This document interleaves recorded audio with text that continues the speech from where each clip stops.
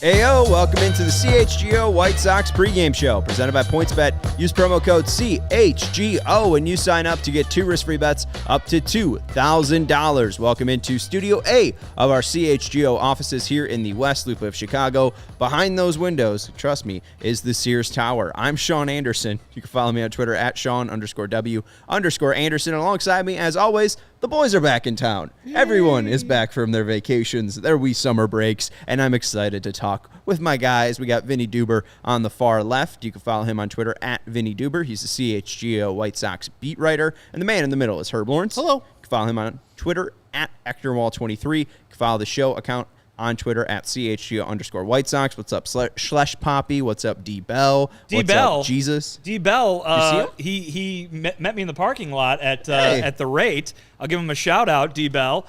He said he's a big fan of the show. He was coming. He works at the rate. There you go. I think I met him too. Yeah. Was he work at the Miller Lite Lounge? I'm not sure. We were outside. We were outside the park. I was on my way to the car, but glad D Bell's watching today. Which game was this? This is a while ago. It was a couple homestands back. There you go. Shout out. Yeah. What's up, D? And shout out to Baloney, who said high altitude means all of the White Sox warning track power turns into dingers. We'd hope so. The White Sox are at 500.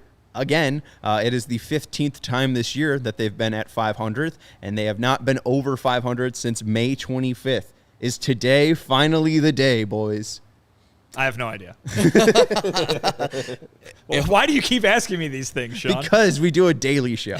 If I had to guess, yes, but also 6 and 9 every time they got up to 500. Yep. So odds are they're going to lose this game to German Marquez and the Rockies. Well, I mean, hey, we can at least put good energy into the world. I don't know. I mean, it's going to be an interesting one because the White Sox have had success against German Marquez before, but again, he is a righty, and we've known their troubles against righties before, and they don't see this guy often enough. So we'll have to see. Jesus Shuttle would say Marquez has absolute filthy stuff.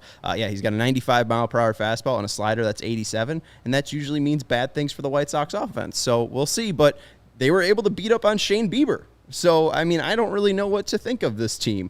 Shane Bieber, Justin Verlander, they've done well against premier right-handers. Well, this guy doesn't. I know you're putting him in there because he's had good seasons before. Good. This year is not it. But he is a sinker baller, like any sinker baller. You got to get him early before he establishes that heavy sink on it and gets it low in the zone. So if he has balls up in the zone, I'm expecting White Sox to have a game plan like they had against Shane Bieber to attack early pitches up in the zone and crush him because they're up in the light air of Coors Field. This might be a battle because you've seen Michael Kopech not have it the last couple times he's been out there. I mean, the time before he had it, but he wasn't the Michael Kopech that we saw early in the first half. So they need to score a lot of runs today. Yeah, and they were able to do that on not Sunday because Sunday was the loss, right? Sunday was a win. Okay, yeah. So that was the good game against. They're on a 2-game winning streak, Sean. It's crazy. They usually lose the first 2 and win the first 2. I should be used to this trend at this point. Yeah, and they only have 2 here, so they can just win both just of them. Win the 2, yeah. Win the last 2. And the 2 days that they'd lose are just the off days. It's an interesting kind of stretch here for the Sox because they're somewhat healthy. Luis Robert is on the IL, but outside of that, it seems like Eloy Jimenez is getting up to speed. He hit a homer on Sunday's game. Yasmani Grandal is back in action. He hasn't been up to full speed just yet, but there's been some signs. What's the expectation here? Because even there's guys that are healthy that we might keep an eye on because I think Tony said that in the largest outfield in the majors, Eloy probably won't get a lot of time in the outfield. Andrew Vaughn's been dealing with some type of leg injury, so now he's going to be running around in that outfield. Are we concerned at all that the White Sox defensive flaws might be exploited here in Colorado?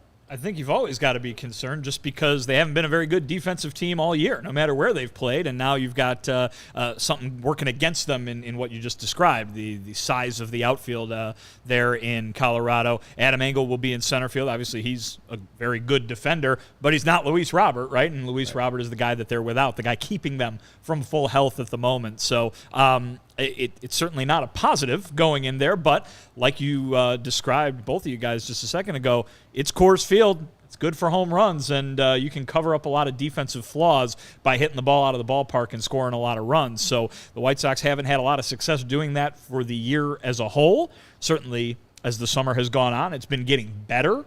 But now they've got guys in that lineup. You mentioned them, Eloy and Yasmani Grandal, who they count on for some power. This is the power park. If ever the White Sox were going to show what kind of offense they were supposed to have, it would be in conditions like this. And when they perform, they do win 8-0 when they hit 3 or more homers. So hopefully those homers show up, Herb. What's the piece that's missing here for this offense? Or who's the guy that needs to turn it up? Because I know that we were talking to Beefloaf on Twitter, and he was saying Andrew Vaughn needs to turn it up. I would push back on that a little bit. Andrew Vaughn's been pretty damn good, but is there a certain guy that you're looking for in this lineup now that everyone's healthy outside of Luis to really start clicking at this point? Eloy Jimenez, because he's got the power stroke, 2 home runs in the last 2 games. Now let's continue it. Now let's be out here in Colorado and air it out. You know, this is a time to show the power that you do have and produce the home run numbers that you're used to. 4 home runs in the year, and I know he's been hurt for the most of the year, still subpar. Now it's the time, the 19 games, and hat tip to Nick Morawski, who is the host of Locked On Sox and also Good Guys Talk Back, who said we just finished the 19 games, 10-9 versus our AL Central opponents. Now we start 19 games versus subpar opponents, with the Colorado Rockies being one of those. Let's see if we can go 13-6, 14-5, and dominate this part of the schedule, because Eloy is lifting this team right until we get into August, and you know who's going to lift us at that time. It's going to be my man, Jose Abreu. Yeah, all right. It's August Abreu, and that's a sight yet. for sore eyes here. Yeah, not here just yet. I got a couple days for that. But, Vinny, we got a bet here. Kevin wants us to start starting more segments because you missed the Zoom meeting here. Okay. He wants us to start doing more like segments in the postgame. So we came up that Herb and I are going to have a bet on when the White Sox will be in first place. So I was going to try to get some brainstorming ideas from you. I was just going to give a date, and we were either going to pick, Herb was going to pick the over or the under on that date. Does that seem like the cleanest way to do it?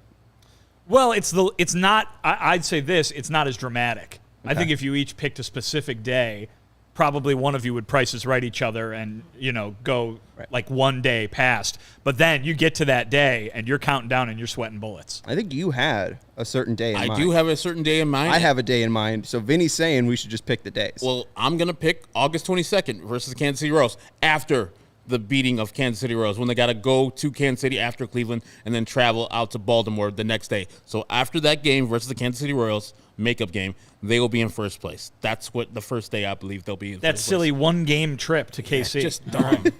That brief intermission. Because I think they're going to do well versus the Cleveland Guardians that weekend, while the Minnesota Twins are struggling. They have a lot of strong teams they have to play in this August, while the White Sox play mostly also-rans. Yeah, I think it's going to be August 12th. Jesus. I know it's a little early, Jesus. about 10 days earlier than you. But now. It's coming up. If they're going to have a good 19 games, they're going to have a good 19 games, right? They'll win them all, Sean? I mean, they're going to have, undefeated from here on out. What, Colorado's 2, then Oakland's 3, that's 5, and then you got 8 with Kansas City, 12, and then you got 4 more, so you got 16.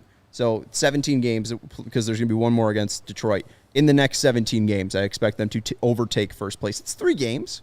It's nothing crazy. No, well. Is this before they play the Astros? Yes. It's the series before they play the Astros. So here's the question then. Do they then fall back out of first place? So that was what I was going to say with Herb, was on August 22nd, is it when they then overtake first place it's only for the first time. final time? Wow. It's only the first time they have to do it. So if you win it, and if they go back into last or second place or third place, you win the bet. I know White Sox fans don't want to hear this, and so you can get ready to roll your eyes at me, but how fun would it be if it really comes down to those last 9 games? Yeah. 6 of which are against the Twins. Again, I know people don't want to be sweating bullets at the end of the season there. That's the second time I've said that in like the last 2 minutes. But that'd be fun. That'd be drama. That would be a playoff race. That would be really fun to watch, I think. It'd be fun. It'd be drama-filled. And honestly, ever since I've realized that 6 of the last 9 games take place against Minnesota, that's been my nightmare scenario. That the White Sox would be 5.5 games back of the Twins starting that 6-game stretch in the 9-game stretch, and the White Sox need to go like 9-0 to actually win the Central. Like, I think it'd be cool if they were like tied going into it. That'd be cool. It's just in the 3 games, best of throwing 6. it up. And it's just, here you go. Oof. You got 9 games. Your season comes down to 9 games.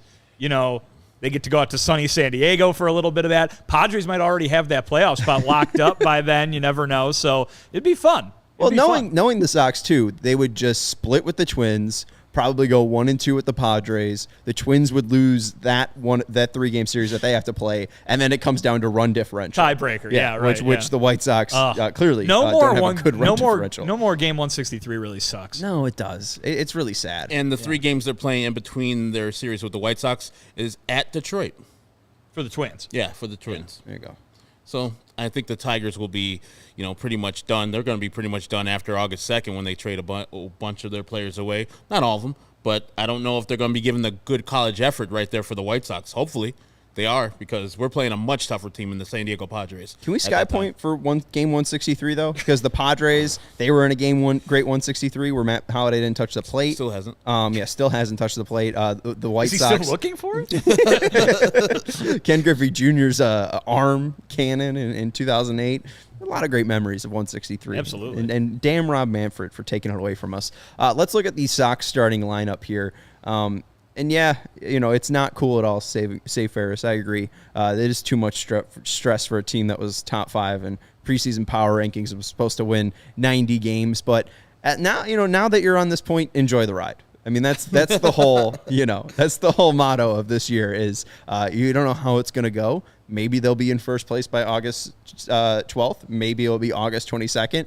Maybe they'll be down to the last 9 games of the season. Maybe all 3 will happen. Maybe they'll be in first place on the 12th. Very true. First place Very on the true. 22nd, and they'll still come down to the last 9 games. A month and a half of jockeying back and forth for first place. I know you'd all be, every game, every pitch, you'd be pulling your hair out, but that'd be kind of fun to watch. Because here's the thing. What does everybody say whenever your team gets in the playoffs, right? That's like, oh, my God, it's the most stressful thing. You're on the edge of your street, bro. You're dying, right? You're on the edge of your seat, you're dying with every minute that goes by on the clock. I mean, that's what you want, right? Isn't that what you're hoping for, is that your team makes it that far to get you that stressed? What if you were that stressed for a month and a half? That would be kind of fun, right? Haven't you enjoyed the last 2 years of stress? The first time in franchise history you've had 2 years of stress in back-to-back years. It would be the first time in 3 years if they did that. I'd be fine with the stress. Even if it's, we had one Leury Garcia grand slam in the postseason, and it was one great, legendary grand slam in the postseason for Leury. So even if we, get knocked out in 5 games, I'll still take the playoff appearance. All right, let's look at the starting lineup for the Sox. Leading off, not shockingly, Tim Anderson playing shortstop. Batting second, Yohan Moncada at third base. Andrew Vaughn with a self-high five, playing right field and batting third. Playing fourth, Jose Abreu at first base. Batting fifth, Eloy Jimenez doing the designated hitting. Batting sixth, Yasmani Grandal at catcher. Batting seventh, A.J. Pollock in left field. Batting eighth, Leury Garcia at second base. And batting ninth, Adam Engel in center field. I like the outfield positioning. I like Andrew Vaughn in right field because he's got that big wall behind him. So if anything hits off of it, it's going to come right back to him, and he doesn't have to run too far. Outside of that, it looks like a good lineup. And he should be right in front of it, playing right in front of it every time, like no farther than 30 feet in front of it.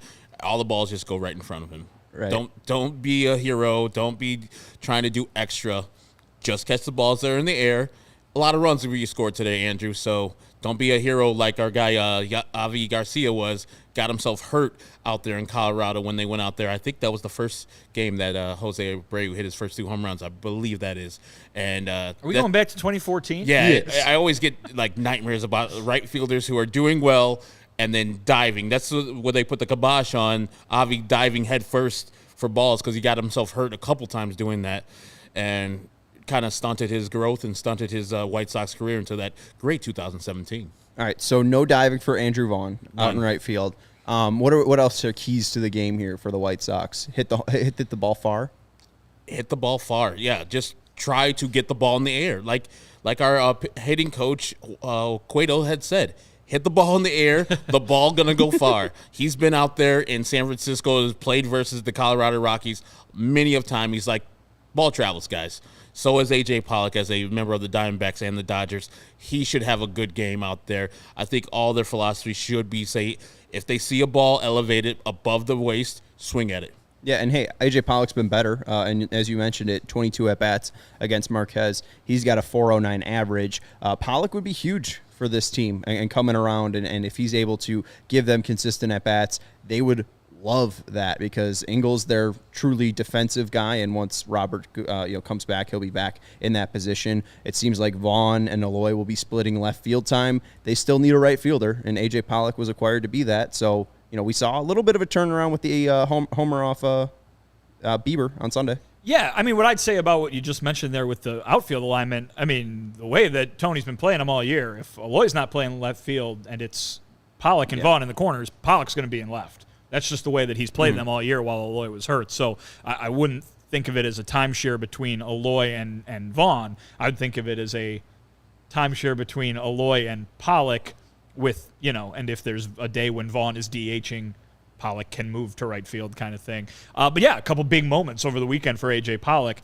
I don't think he's going to, in a vacuum, put the hit that won the game on Saturday night, on his personal highlight reel. It was just a ground ball that jumped up over the third baseman. But what the home run off of Bieber was terrific. And so a couple big moments here for him. He's been coming along a little bit, slowly but surely. I think you get Grandal back in that lineup, and he had a very good day on Saturday in the doubleheader. I think, 4 hits over the 2 games. And then Eloy with the homers in back-to-back games. The lineup is looking a little bit more like you thought it would. The production certainly needs to get there. We're seeing Larry Garcia at second base instead of Josh Harrison. Wayne asks what's up with Josh Harrison. As of Sunday, he had kind of a little something there in his in his leg, as I touch my side, in his leg, his hamstring. I think it was a swing that he kind of pulled it on a little bit there, and it's very possible that that's still bugging him a little bit as they go out to Colorado. But listen, the offense is looking better. It is not quite there yet. A game like Sunday, man, that really showed you what this team can do, and against a very good pitcher gives you a very optimistic outlook if you're the White Sox. But it's all got to click at once, right? It's all got to click at the same time, or it's got to click in such a dramatic fashion that the things that aren't clicking are covered up. And we've seen some shaky starting pitching results, specifically that one on Friday night from Lucas Giolito, where Cleveland didn't hit the ball very hard, but you still gave up 9 hits, and he only lasted 3 innings. It's not what you want. The other 3 this weekend were pretty good in terms of starting pitching. I'm interested to see what we get from Michael Kopech tonight, because if you remember, last time he had a ton of time in between starts. I think it was in Toronto. He got lit up. And so it'll be interesting to see. Obviously, this is the All-Star break. This is something that every pitcher deals with. And I think, some of the guys over the weekend, be it Tony or the players themselves, even mentioned, first one out of the All-Star break is not necessarily the always going to be the best outing of the year for a starting pitcher, because they get kind of thrown off their routine. We'll see what kind of effects a lot of rest has on Michael Kopech tonight. And maybe it's good effects. Maybe we see that velocity stay up there, because that was one promising sign from his last start in Minnesota. The velocity was back up to 95, averaging around 95. So that was great to see. And we see Reese McGuire still in the lineup.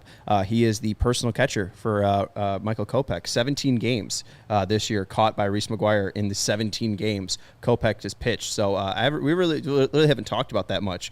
James McCann catching Lucas Giolito was always a big storyline, but we haven't heard too much about personal catchers. So it's just interesting to see, with Reese's spot possibly up in the air, if Luis is going to get activated soon. It seems like it's either going to be Sebi or Reese. He might be losing a personal catcher. I don't know. Find that to be a little bit interesting there. Let's look at the starting lineup for the Rockies. They're starting 9. Leading off for them will be Charlie Blackmon out in right field. Batting second, Garrett Hampson. Playing shortstop. Batting third, Chris Bryant doing the designated hitting. Batting fourth, CJ Crone playing first base. Batting fifth, Brendan Rodgers playing second base. Batting sixth, Ryan McMahon playing third base. Batting seventh, Randall Grichuk in center field. Batting eighth, Sam Hilliard in left field. And batting ninth, Brian Severn, Dan Severn's kid, catching. I don't know if he's Dan Severn's kid. Well, his name is Servant, so probably not. Oh, well, I don't know how to read, so that's great. People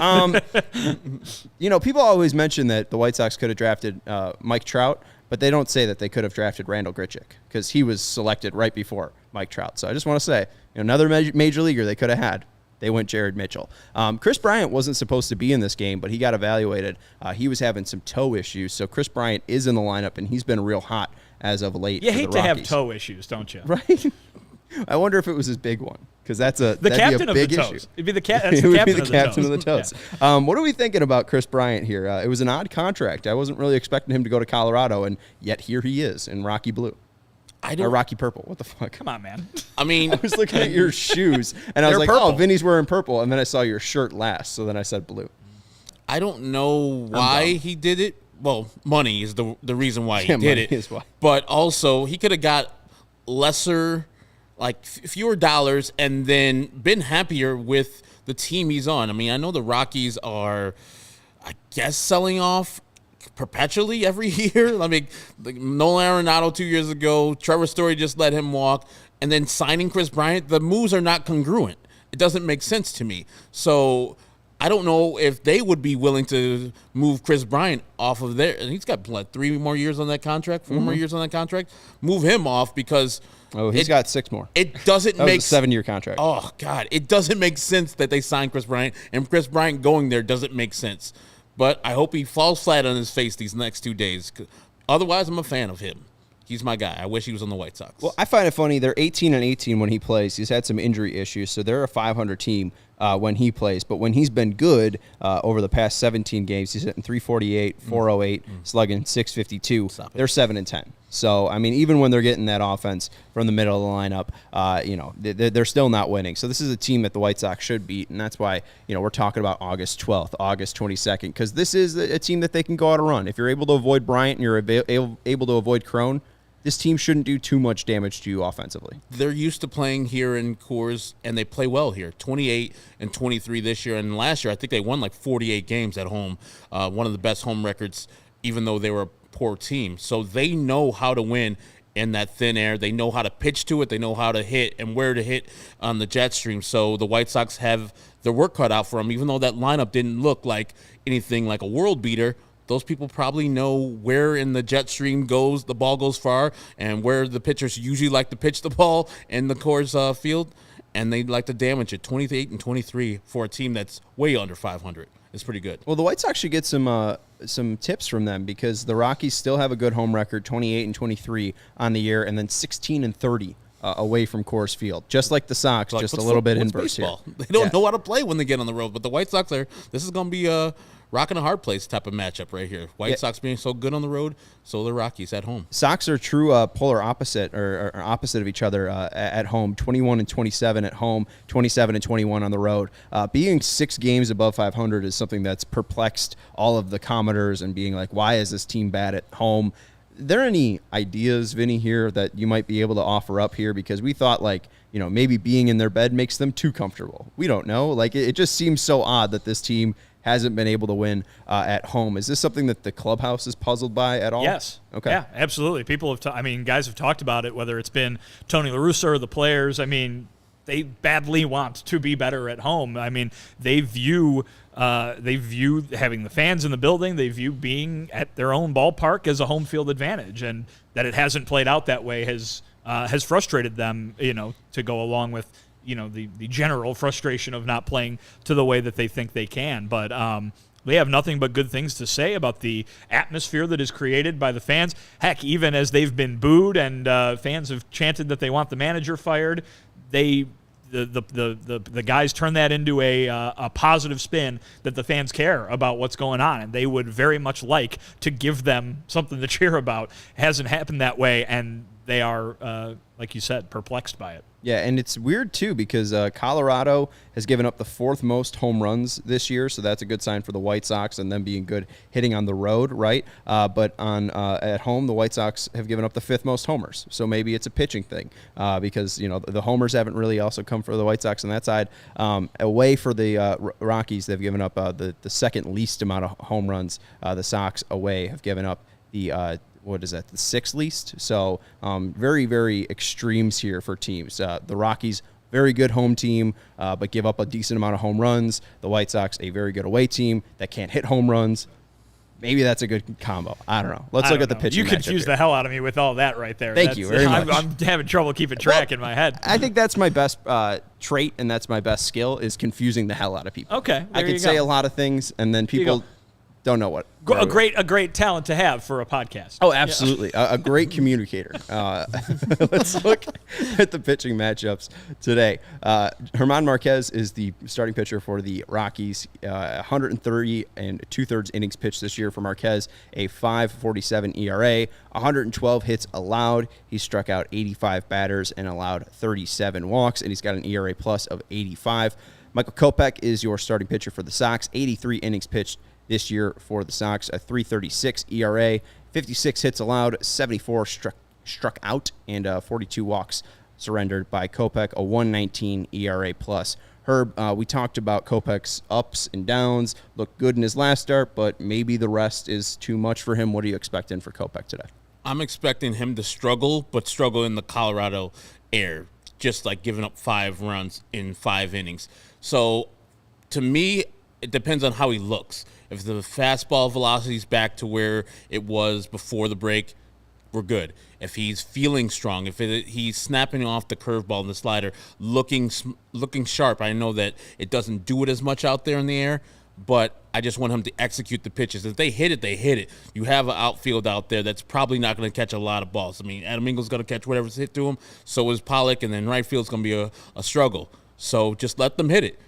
Don't be trying to be too fancy out there. Execute your pitches. If they hit the ball, they hit it, because you know your offense is going to score some runs today. I'm just looking for him to finish the game probably with the 89 innings on the season, with the 6 innings.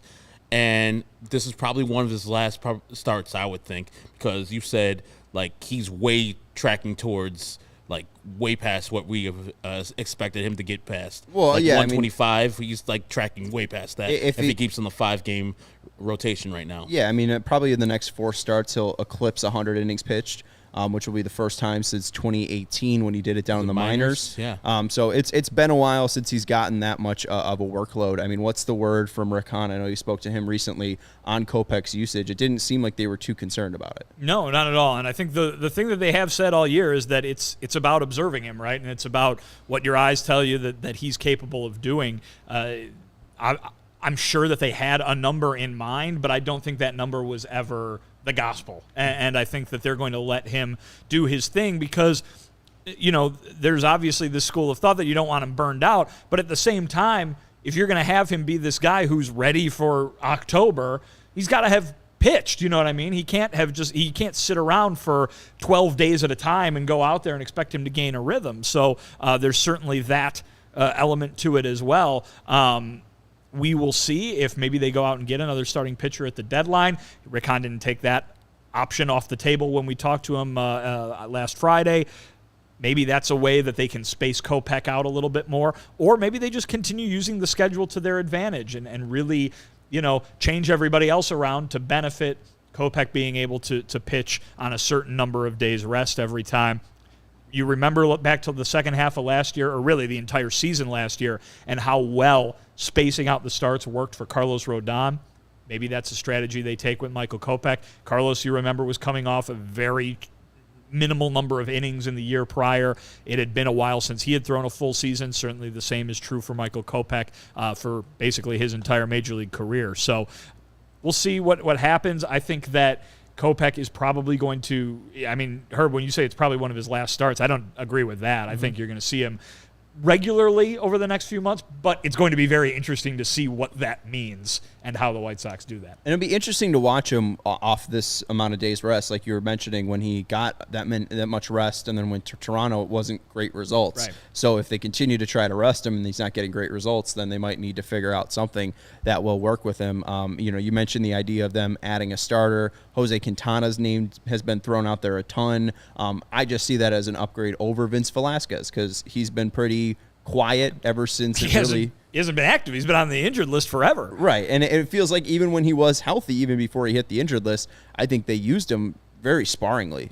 So I do think that they need a guy like that. Well, the guy who's taken that role is Davis Martin, and he's pitched very well in that role. Obviously, he's got such little experience that you don't really ever know what tomorrow's going to bring with him, but he's been really good for them, and I don't think you should be upset with him as your safety net. That being said, a starting pitcher goes on the injured list and things change in a hurry. I think right now, the 5 guys that they've got, I think anybody would be happy with those 5 going forward. Any team would probably be happy with those guys going forward, especially with the way Lance Lynn looked on Saturday, showing that he might be figuring things out here.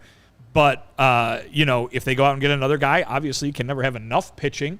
I just wonder what is the effect on Michael Kopech if you really throttle back, and don't let him get into any sort of rhythm. Are you doing him more harm than you are good? Right. I mean, what is the mindset going if you're being like, hey, I'm going to be going out for 6 innings and then go be like, oh, you're only getting 3 batters.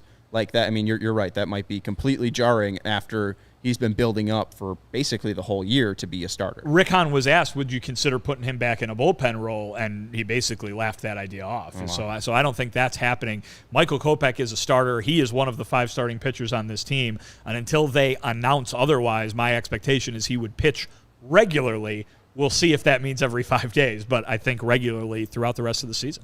There you go, Jesus. Jesus said he gets 2 to 3 more starts, and Rick Hahn putting the kibosh on that. I just don't think that's the case. Now, who knows?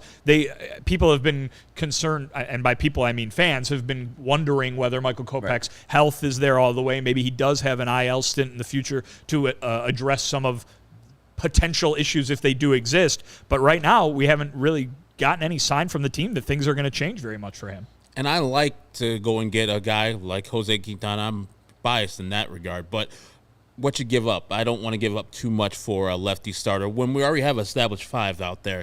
Jose Quintana would be more of a insurance policy, break glass in case of emergency type of guy. You have him on the rotation where you can do the things where you're skipping Michael Kopech and you give Jose Quintana a start, or just have him come in and piggyback Michael Kopech on a start where you only say, hey, Michael, you're going 5 today. We're trying to limit your innings. You're still a starter. You're going 5, and Jose's coming in after you to clean that up after you're done. Yeah, and 2, I mean, it's just I blacked out and I forgot my point. All right, cool. Quintana, Pilkington, Hernandez. There we go. You're just throwing names out at this point. Cesar Hernandez. When they acquired him, Sexton. It only took Connor Pilkington. So I don't know if it'll be that high of a price tag for Quintana. I don't think you'd have to worry about too much. Hey, and it worked. So I figured out the point. It was good. It jarred something. The best way to support CHGO is to download the PointsBet app and use code CHGO when you sign up. If you do that right now, you get 2 risk-free bets up to $2,000. That's not it. If you make a $50 or more first-time deposit, you receive a free CHGO membership, which unlocks all of our web content, and you'll even get a free shirt of your choice from the CHGO locker. That's $2,000 in free bets, a free CHGO membership, and a free t-shirt from the CHGO locker, all for making more than a $50 first-time deposit at PointsBet. If you have questions, you can email pointsbet@allchgo.com, and we'll help you out. PointsBet's your home for live and play betting, and it's just got even better. If you see an edge in the game you're watching, if your favorite team is primed for a comeback, don't just watch the game, bet along with it live. There's more live markets, more live betting, and faster live cash outs with the PointsBet app. So what are you waiting for? It's time to elevate your live betting game. Download the PointsBet app right now and use promo code CHGO when you sign up to get 2 risk-free bets up to $2,000. And once the game starts, don't just bet. Live your bet life with PointsBet. If you or someone you know has a gambling problem and wants help, call 1-800-GAMBLER for crisis counseling and referral services. All right, we got some picks rolling in. We got some score predictions coming in. So it's time for our clicks to pick. We'll start with Vinny and move our way down. Give us your click and a score. Let's go with Eloy Jimenez, the 2 home runs in each of the last 2 games. I say he makes it 3 in a row tonight out there at Coors. I'll say the White Sox win this one 9-6. Ooh. I'm going Tim Anderson. I'm going 11-8. White Sox win. I think Tim gets a double, gets a single, and another hit. So I don't know if it's going to be a home run or not. So 3 hits today for Tim Anderson. It's a hell of a lot of runs. The Rockies are at least scoring 8 or 6 in your guys' mind. So hopefully the White Sox have a big offensive day. Yasmani Grandal might. He's seen Marquez 14 times. He's had 14 at-bats against Marquez, but that was when he was a young Dodger. So we'll see what Yasmani Grandal can do now that he's all grown up and getting paid a big boy salary. So we'll see what happens with the Sox and Grandal. Alec did want to call you out, by the way, for your purple shoes. Wearing purple shoes while they're going up against the Rockies. Purple shoes, and I'm wearing a Denver band shirt also. Ooh. You didn't say I'm on theme. I'm on point. What was that? I didn't say my score. You didn't say your score. You are on theme. I'm fine with the shoes. They're good shoes. It's a good color. They're great shoes. More teams should wear. I think the Rockies aren't purple enough. They don't wear purple hats anymore. They should go back to the black hat, the black and silver hat. It's not them. They need to be as purple as possible. I always thought the black with the purple rim was their best hat. So No, I agree with you that. All purple. All right. Well, I agree with you that more purple needs to be in there. Absolutely. Eli Stein's going 12-2, so I'll go with Eli Stein because I love Eli Stein. So Sox win 12-2. We'll see what happens. Matthew Cortese saying no hitter. We'll see. I think Kopech struggles in that air, like Herb was saying. You lose horizontal run, you lose vertical run, and if his velocity's not there, I don't think he's going to have a successful game. But we'll see. Make sure to download the PointsBet app and bet along with the game live while you are watching, and make sure to join us after the final out is made. We'll be right here about 10 minutes after the final out is made on the CHGO Sports YouTube channel. That's Vinnie Duber. You can follow him on Twitter at Vinnie Duber on Twitter. He's a CHGO White Sox beat writer. That's Herb Lawrence. You can follow him on Twitter. He's at Ecknerwall23. He's a CHGO White Sox community leader. And I'm Sean Anderson, the host of the CHGO White Sox podcast. You can follow me on Twitter at Sean_W_Anderson. You can follow the show on Twitter at CHGO_White Sox. And we'll be back after the final out is made. Thank you, Stephen Nicholas, for your production, and go White Sox.